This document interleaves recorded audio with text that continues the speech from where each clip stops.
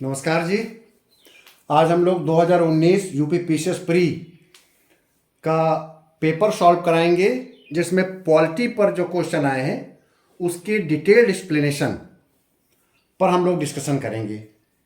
क्योंकि कॉन्स्टिट्यूशन और पॉलिटी से 10 से 12 क्वेश्चन हर साल प्री में आते हैं, और इस पर आप अगर फोकस करेंगे ठीक से तो आपके मेंस के लिए भी, प्री के साथ साथ मेंस के लिए बहुत उपयोगी रहेगा। क्योंकि कॉन्स्टिट्यूशन, पब्लिक एडमिनिस्ट्रेशन और पॉलिटी, इनसे एक अच्छा रेशियो पर एक काफ़ी अच्छा वेटेज दिया जाता है। एक अच्छी पकड़ बनाने के लिए आपको एक कॉन्सेप्चुअल क्लैरिटी पॉलिटी और कॉन्स्टिट्यूशन की होनी चाहिए। तो चलिए, आज हम केवल आंसर पे बात नहीं करेंगे, बल्कि उसके ऑप्शनल, जो उसके ऑप्शन होंगे, विकल्प होंगे, उस पर भी हम डिस्कशन करेंगे। तो जो क्वेश्चन आए हैं 2019 में 12 क्वेश्चन के लगभग मैंने पेपर से निकाले हैं, कि लगभग 12 क्वेश्चन ऐसे हैं जो कि पॉलिटी कॉन्स्टिट्यूशन से रिलेटेड है। मैंने उसमें से कुछ क्वेश्चंस हैं, जैसे 10 क्वेश्चंस को मैंने, आप देखिए स्क्रीन में, देखिए स्लाइड में, मैंने 10 आंसरों के बारे में डिस्कशन किया है। 2 क्वेश्चन डिटेल्ड हैं, इसलिए हम उसका साथ साथ डिस्कशन कर लेंगे बीच में। तो चलिए, समय वेस्ट करना ठीक नहीं होता है। आप लोगों का प्री भी नज़दीक आ चुका है, दिसंबर के फर्स्ट वीक में संभावना बताई जा रही है। समय से हो जाता है परीक्षा, तो आप में भी मनोबल के साथ आप तैयारी कर रहे हैं। बहुत ज़्यादा डिटेल में, बहुत ज़्यादा डिस्क्रिप्टिव में आप जाने की जरूरत नहीं है। बहुत सिलेक्टिव करिए, लास्ट ईयर के पेपर को सॉल्व करिए और थारोली सॉल्व करिए उसे, और उसको डिटेल सॉल्व करके उसमें देखिए कि क्या क्या चीज़ें पूछी जा सकती हैं। तो चलिए, पहला क्वेश्चन ले रहा हूँ मैं। एक क्वेश्चन आया था 2019 में, मैं इंग्लिश बोलूँगा, उसका हिंदी में अनुवाद कर लूँगा, ताकि जो दोनों माध्यम के स्टूडेंट्स हैं, अभ्यर्थी हैं, इंग्लिश और हिंदी, उनको आसानी रहेगी समझने में। With reference to the federal system in India, which of the statement is और करेक्ट। कहता है ये फेडरल सिस्टम के बारे में, भारत के फेडरल सिस्टम के बारे में नीचे जो 2 सेंटेंस हैं उसमें क्या सही है। तो पहला सेंटेंस है, states have no right to secede from the union under the constitution of India. कहता है कि स्टेट को यह अधिकार नहीं है कि यूनियन से बाहर निकल सके। भारत के संविधान ने यह अधिकार नहीं दिया है राज्यों को कि वो यूनियन को छोड़ सके। पहला स्टेटमेंट है। दूसरा स्टेटमेंट है, just advocacy of cessation will have the protection of freedom of expression. कहता है कि अलग हटने की जो वकालत है वो इसलिए की जाती है कि लोगों को अभिव्यक्ति की स्वतंत्रता की सुरक्षा हो सके। अब मुझे बताइए, कहाँ तक सही है कि हम इसलिए अलग हटेंगे या हम इसलिए यूनियन को छोड़ेंगे कि हमको हमारी स्वतंत्रता को सुरक्षा मिलेगी, हमें अभिव्यक्ति की सुरक्षा मिलेगी। यूनियन के साथ रहने पर भी स्टेटों को अभिव्यक्ति की स्वतंत्रता है। तो आपको स्पष्ट लग रहा है कि दूसरा जो सेंटेंस है वो सही नहीं है। पहला सेंटेंस तो आपको सही लग रहा होगा, states have no right to secede from the union under the constitution of India. ये सेम लाइन नहीं लिखी है कहीं पर भी, लेकिन भारत के संविधान का जो आर्टिकल 1 है, 1 कहता है, India that is Bharat shall be A union of state. इससे स्पष्ट होता है कि हमको अलग हटने का अधिकार नहीं है। और मैंने आपको पहले पढ़ा चुका हूँ फेडरल सिस्टम में कि हम यूनियन ऑफ द स्टेट इसलिए कहते हैं, हम रिपब्लिक इसलिए कहते हैं क्योंकि राज्यों को, देश को यूनियन को छोड़ने का अधिकार नहीं है। हम इंटीग्रिटी एंड यूनिटी के साथ जुड़े हुए हैं। ठीक है, तो इसमें पहला सेंटेंस सही है, दूसरा गलत है। तो आपका इसका आंसर ए सही होगा। आप पेपर को जब पलटेंगे तो आपको ए सही मिलेगा। आप कॉन्सेप्चुअल क्लैरिटी रखिए, आंसर पे मत जाइएगा। आंसर तो आपके प्रत्येक पेपर सॉल्व होने के बाद तुरंत आंसर शीट तो आ ही जाती है। आपकी तमाम गाइडें और कोचिंग में तमाम चीज़ें जगह जगह पर पब्लिश होता रहता है। कॉन्सेप्चुअल क्लैरिटी के लिए मैं 2019 के पेपर की बात कर रहा हूँ। दूसरा क्वेश्चन है कि विच of the following is not correctly matched. इधर उन्होंने सब्जेक्ट दे दिया है और दूसरी तरफ लिस्ट दे दिया है। इसलिए मैं कहता हूं कि आप लोग जो 7th शेड्यूल में सूचियां हैं, union list, state list, concurrent list, उसके इम्पॉर्टेंट आइटम्स को जरूर याद रखिएगा कि कंकरेंट लिस्ट में कौन कौन से मैटर्स आते हैं, स्टेट लिस्ट में कौन कौन से आते हैं और यूनियन लिस्ट में आते हैं। तो मैंने सामने स्क्रीन में देखिएगा पब्लिक हेल्थ स्टेट लिस्ट, आपको लग भी रहा होगा कि जनता के स्वास्थ्य की बात तो राज सूची में है, तभी आप मेडिकल आप फैसिलिटीज मिलती है। नंबर दूसरा सेंसस यूनियन लिस्ट में, या भी आप लोग पढ़े लिखे व्यक्ति हैं, एक कॉमन सेंस है कि जनगणना केंद्र सरकार कराती है, तो ये यूनियन लिस्ट में ही होगा। Allocation seats in the council of state, Rajya Sabha की जो सीटों की बात करता है वो 4th शेड्यूल में है। क्वेश्चन पेपर में 2nd शेड्यूल लिख कर आया था, लेकिन आपका आंसर मैंने स्क्रीन में सही लिखा है। Allocation of seats in council of state ये 4th शेड्यूल के अंदर आता है। एंटी डिफेक्शन आपका 10th शेड्यूल के अंदर आता है। 10वीं अनुसूची बाद में जोड़ी गई थी, इसमें दल बदल कानून को जोड़ा गया था, जिससे कि दल बदल को रोका गया था। ठीक है, अगला क्वेश्चन आता है how many items are there in the 11th schedule of the constitution of India. 11वीं अनुसूची, आपको पता है 73वें संविधान संशोधन अधिनियम 1992 में 11वीं अनुसूची जोड़ी गई थी, और उस 11वीं अनुसूची में पंचायतों को 29 सब्जेक्ट दिए गए थे, 29 आइटम्स दिए गए थे जिस पर पंचायतें काम कर सकती हैं। ठीक है, 11th शेड्यूल में 29 था, और 74th अमेंडमेंट एक्ट 1992 जो कि नगर निगम नगर पालिका म्यूनिसिपल कॉरपोरेशन से जुड़ा था, उसमें 12th शेड्यूल जोड़ा गया था, और उसमें हमने 18 काम, संविधान ने 18 काम सौंपे हैं, 18 आइटम्स। तो याद रखिएगा 11th शेड्यूल में 29 आइटम्स है और 12th शेड्यूल में 18 आइटम्स है। अगला क्वेश्चन आता है with reference to prime minister office, screen में वो क्वेश्चन नहीं है तो सुनिएगा। With reference to prime minister office, PMO जिसको कहते हैं, which one of the statement is correct. कहता है कि पीएमओ के संबंध में कौन सा कथन सही है। It Kemps into existence in 1977, ये 1977 में अस्तित्व में आया। It is headed by the cabinet secretary, इसका नेतृत्व कैबिनेट सेक्रेटरी करते हैं। तो ध्यान रखें 1977 में, यह सत्य है 1977 में पीएमओ का जन्म हुआ था। उससे पहले हम इसे प्राइम मिनिस्टर सेक्रेटरीट बोलते थे, और prime minister secretariat prime minister office बन गया था।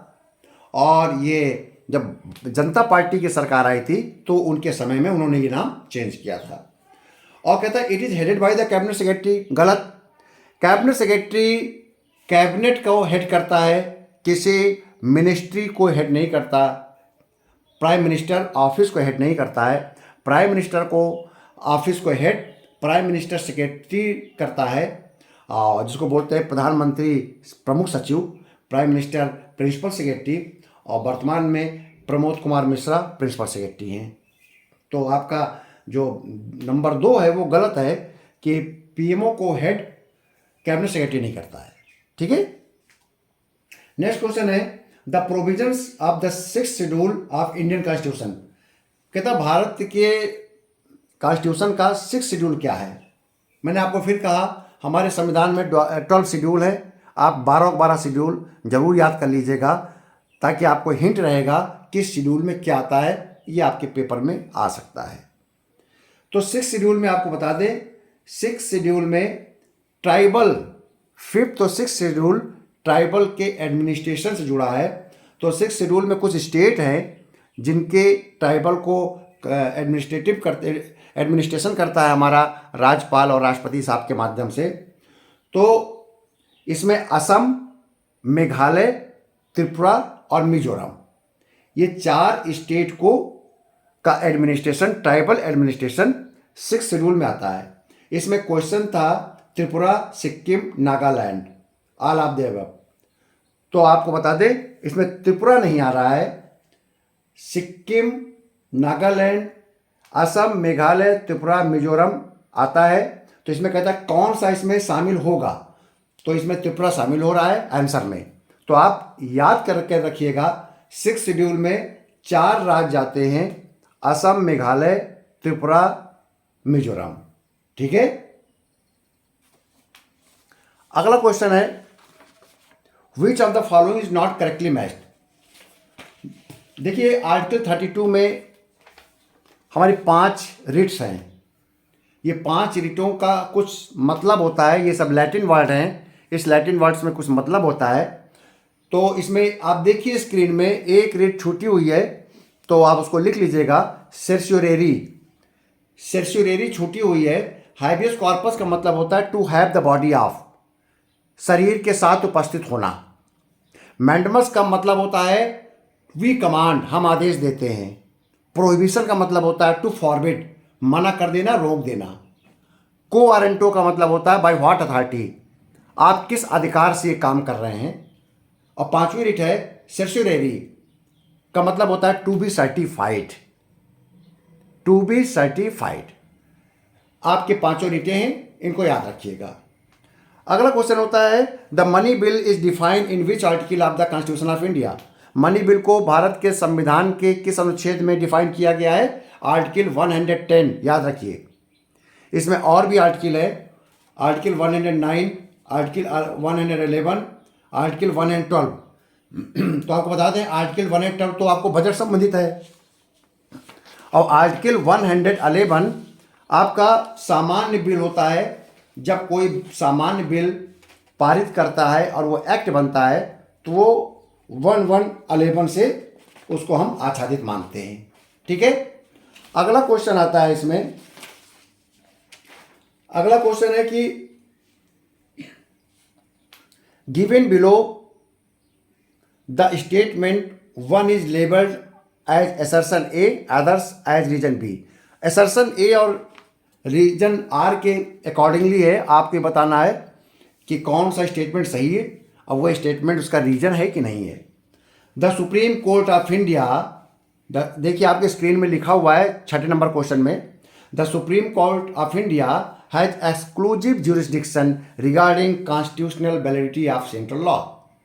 कहता है कि सुप्रीम कोर्ट ऑफ इंडिया का बहुत ही विस्तृत अनन्य न्यायाधिकार क्षेत्र है संवैधानिक वैधता के संबंध में, केंद्रीय कानून में, केंद्रीय कानून के संबंध में अनन्य अधिकार रखता है, एक्सक्लूसिव ज्यूरिसडिक्शन रखता है सुप्रीम कोर्ट कि उसकी वैधानिकता का पता करने के लिए। ये बिल्कुल सही बात है, क्योंकि हमारे कॉन्स्टिट्यूशन के कोई भी रूल्स रेगुलेशन लॉ संविधान का उल्लंघन करता है कि नहीं करता है, ये कौन देखता है? सुप्रीम कोर्ट देखता है, तो उसका ज्यूरिसडिक्शन में आएगा। रीजन क्या है? The supreme court is the guardian of Indian constitution. बिल्कुल सही है, इसका रीजन भी है।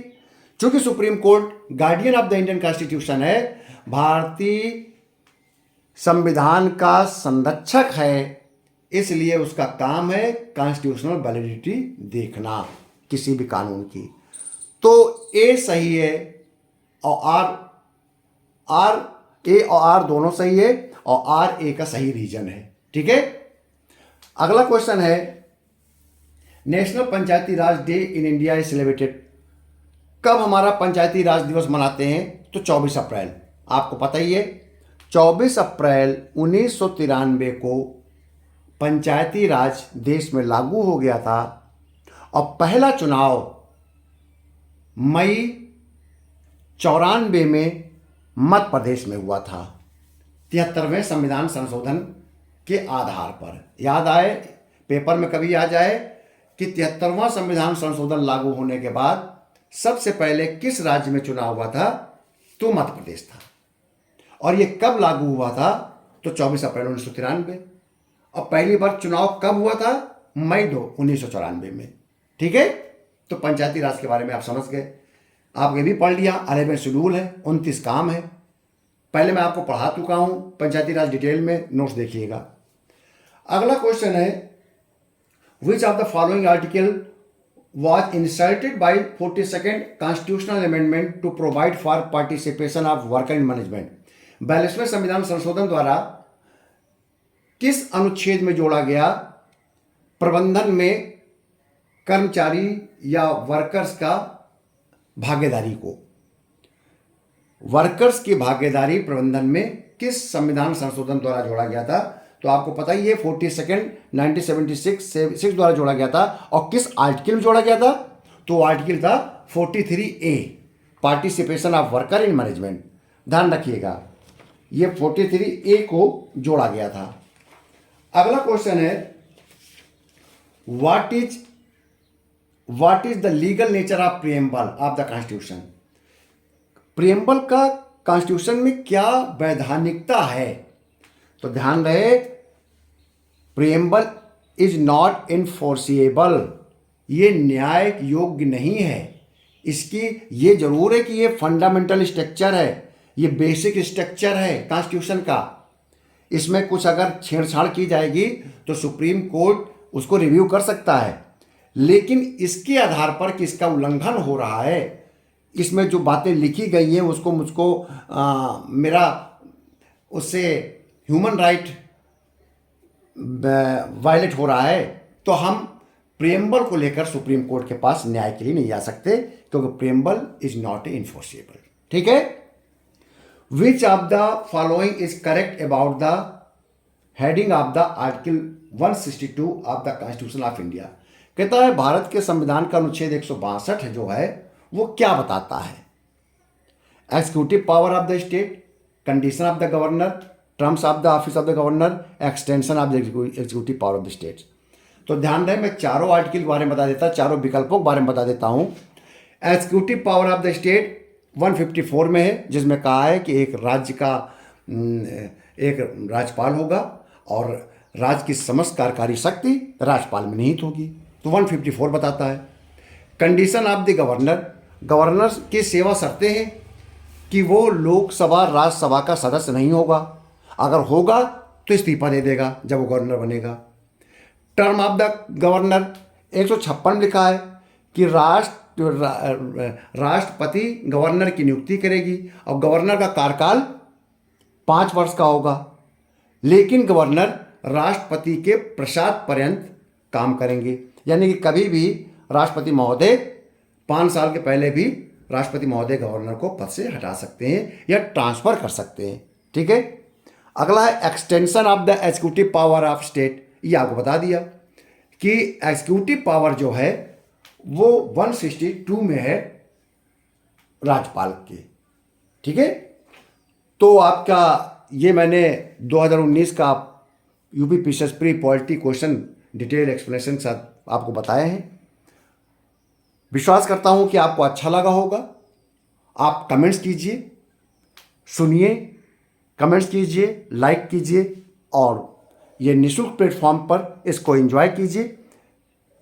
पॉलिटी कॉन्स्टिट्यूशन में आपको किसी प्रकार कोई क्वेरी है तो आप मेरे कमेंट्स बॉक्स में जरूर आप अंकित कीजिए। धन्यवाद।